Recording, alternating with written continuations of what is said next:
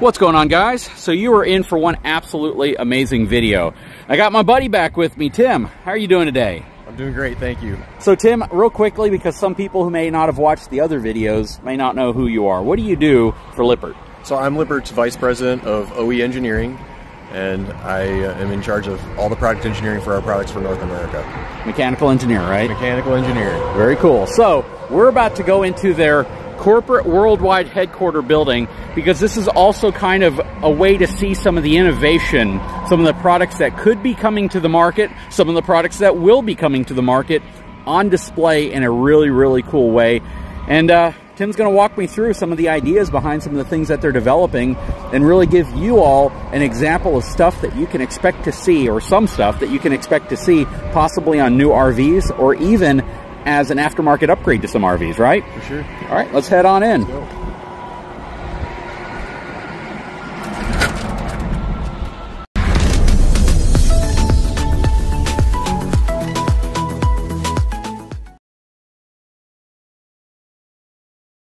All right, so if you have not watched my channel, or you haven't watched it for a long time, you may not be familiar with this building. This is Lippert's global headquarters. That's at least what I'm going to call it.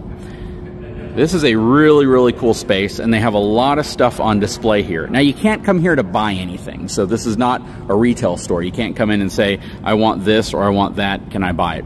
This is where they give you an opportunity to see some of the things that they're doing, some of the innovation, and some of the ideas that in some ways will become a true product, and in some ways will just be a step towards a product that you can purchase as either an OEM included item. For instance, you know, you go buy a fifth wheel and it has a certain type of suspension on it, that would be an OEM, or as an aftermarket upgrade. Now, the area that I'm gravitating to is this frame right here. This is super cool. This is probably the primary reason why I wanted to come out here, because you were looking at a toy hauler fifth wheel frame with drop frame. So nothing new about that other than the fact that it looks super cool in red. But here's the key here. When you look at what's going on in this space, it's going to blow you away. This has never been done before on a fifth wheel. At least never been done before from this level on a fifth wheel. So Tim, it's all yours. Explain to my viewers what they're about to look at here. Yeah, I'm really excited about this product. Several years ago, we released a coil spring independent suspension with shock absorbers, and it's really a great product for the off-road market. What we realized after towing them was that the ride quality and the towing experience, the safety of it, the feel that you get in the cab of the truck is really superior to the traditional chassis and trailer suspension, excuse me. The challenge with it, though, is because of the design, it sits pretty high up and it's quite heavy, and so we realized that there was a need for a more mainstream solution, and so we've come up with this trailing arm multi-link coil spring touring version is what we're calling it. And so we took the coil springs and the shock absorbers from the independent suspension, and we've migrated it over to this new design. So you get the ride quality of the true independent suspension without adding a ton of weight to the trailer. And yep. The units that we've towed, it's unbelievable. This is really cool, and this is special because in the past, on a fifth wheel, you really had a couple of options from the factory, right? There were a couple brands, even a couple brands still, that use like a torsional axe system, that use a torsion axle system. Kind of cool, but at the same time, they sit really low.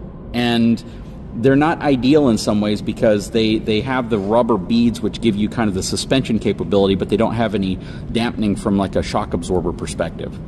Then you have your traditional leaf sprung suspension, which is by far the most common. Not a bad setup at all. I mean, the vast majority of RVs, probably for the next couple of decades, are going to have leaf sprung suspension as kind of their OEM thing on them. Less expensive, a lot of moving parts, but when you do it right, you get the heavy duty shackle straps, greasable wet bolts, you put an upgraded like road armor equalizer that has dampening built into it. You definitely can have a suspension system that's low maintenance, but very, very robust.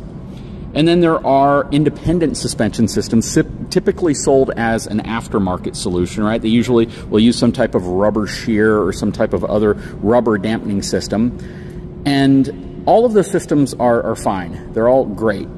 But What they've done here, though, is truly innovative because they've given you a multi-link coil sprung setup that gives you the ride dynamics of an independent suspension system while still giving you the stiffness and the rigidity of having solid axle tubes going across, right? Correct. So, and we make torsion axles, and we make all the leaf spring setups like you described previously, and you're correct. They are great suspensions for a trailer application. The challenge with them, though, is they have a fairly limited amount of travel, and so this suspension has 6 inches of travel total.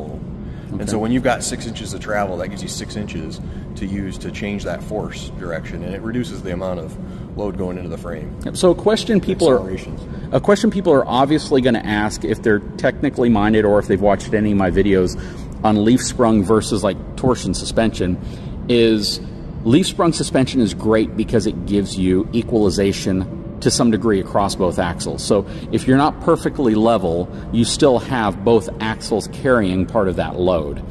What you mentioned a second ago about these having, what did you say, 6 inches of travel? 6 inches, yes. Compared to traditional leaf spring, maybe 3 inches, 2 to 3 inches perhaps. So with a leaf sprung suspension, you still have the chance that an axle is going to come off the ground whenever you go over imperfections in the road. And part of that is kind of built in that you can see every day whenever you look at people who have a flat tire. Because, right, they give you a wedge, you drive over the wedge, and all of a sudden one of your axle tires is off the ground so you can change it.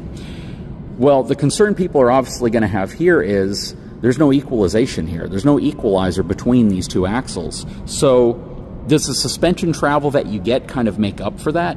So yeah, the answer is yes. I mean, with that additional travel and with the spring rates being a little softer, you have to get radically out of level before you don't have help from one of the other axles. So it's not something that you would normally encounter. You can get these off the ground. Trust me, during the testing phase of it, we did that. But the incidence of that is very low compared to what you experience with a traditional setup. Okay, and you'll see that in some of our testing videos. Yeah. So a question I now have is, when you are towing with this, is it still recommended, and I believe the answer is probably yes, that you tow as level as possible? For sure. Right, and that's any RV, even with equalizers. I demonstrated in a video with scales underneath all 4 positions that even a small change is going to affect, a small change in angle is going to affect the weight transferring to one axle or another. Equalizers do a reasonable job, but it's physics. It's still gonna transfer weight to the axle that is seeing the most weight resting over it. Right. And with this, since you've given it 6 inches of travel, at the resting point, so once you put the weight on it, where in that 6 inches is it generally going to be resting? So usually use 1.5 inches to 2 inches during the build process, and then you've got 4 inches of additional travel up above that. We control the final resting spot with the bump stop that's attached to the chassis. Okay, so there are joust bumpers in here to prevent it from bottoming out. So if you're resting, let's just say 2 inches once you have the box built onto the structure built onto it, so you have an additional 2 inches of travel, and that means if you are slightly out of level, you're probably going to still be carrying a reasonable amount of weight over the axle that is not carrying or handling the heaviest part of the load at that point. Very cool. And I'm assuming you've addressed also side-to-side movement, because with an independent setup, and they actually have an example of one over there, and if you've looked at Ember, if you've looked at RPod, if you've looked at a lot of other brands that have used a variation of their the CURT independent suspension, which is a Lippert product, you've seen it's truly independent, right? But it's very heavy. Let's go over there real quick and explain why it's so heavy. Okay, so this is the suspension system that you may be used to seeing on some trailers like Ember, RPod, and such, right? Is that pretty much the same system? This is it, yep. And it is a fully independent system. It very much looks a lot like those heavy-duty off-road suspensions that people kind of expected to see from Europe and from Australia. That said, this is a very heavy setup because it's independent. And some people may not understand what that means, but when you eliminate an axle tube, you have to beef up the entire structure that supports this entire trailing arm multi-link setup to be able to handle the weight, and especially torsionally handle that weight as well without twisting, right? Correct. When you've got the weight of the tire pushing down on the axle like this, it's sending that load through this tube. And as soon as you break the tube, now I have to have that twisting load go up through this extra superstructure. I love that word, superstructure. Yep. And it takes a lot of steel to be able to accommodate those loads. And all that steel is this section. So this section right here has to be able to handle that torsional twisting force that's going to take place right here whenever you're going down the road. So they have to build the entire structure, the superstructure, to be able to handle it. So here's one way to think about it. You eliminate the axle tube right here, or at least the complete axle tube, and this ends up essentially being your axle tube. Correct. And so when you cut this axle tube off, we need to have all this extra structure here. It takes a lot more material to be able to transition the load from this direction to this direction to that direction. Okay. And so it's just a lot heavier. So let's go over here and we'll see a little bit more about what's going on. So again, when I first looked at this, I was like, what am I looking at? And I didn't realize that there were actually axle tubes here.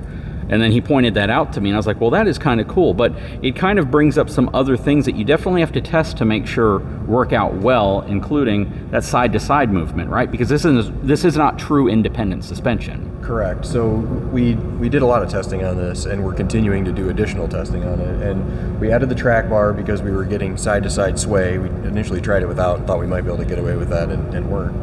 We've re-engineered it.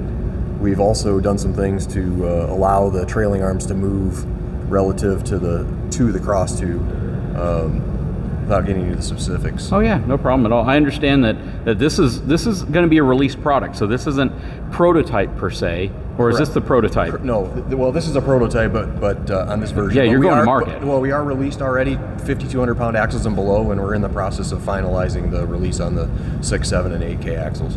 Yep, and you know what? Something I did at the Hershey RV show as well as the Elkhart dealer show last year, and they asked me if I could do it, so this isn't just me jumping up here to do it, is I have my stickers with me, and these are my top pick, and you know what? I love this, and that's not how the sticker is going to normally sit because I want them to be able to remove it if they want to, but that's going to get a BTBRV top pick sticker for sure. This innovation right here is absolutely wonderful, and I believe the fifth wheel market has been screaming for a solution like this. It's just, of course, understanding the application and always trying to keep your RV as level as possible whenever you're towing. That's just good practice for any RV with any suspension, right? Correct. Okay, so we're gonna wrap up this video because I think that this suspension offering right here is definitely kind of worth its own video because this is so groundbreakingly different than what anybody has ever seen on an RV before, specifically a fifth wheel.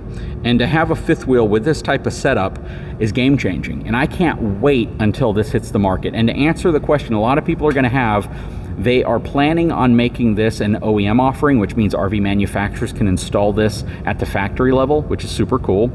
And they're also planning on offering this as an aftermarket edition. So you can actually add this to your RV, possibly through installers and dealers around the country that might have the option to carry this.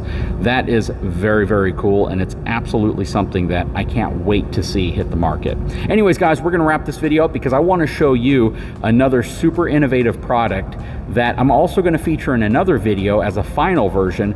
Here, you're gonna see it as kind of a prototype, and it's also groundbreakingly different. Guys, if you haven't had a chance, please take a moment, subscribe to my channel, give me a thumbs up, and we'll talk to you again very soon.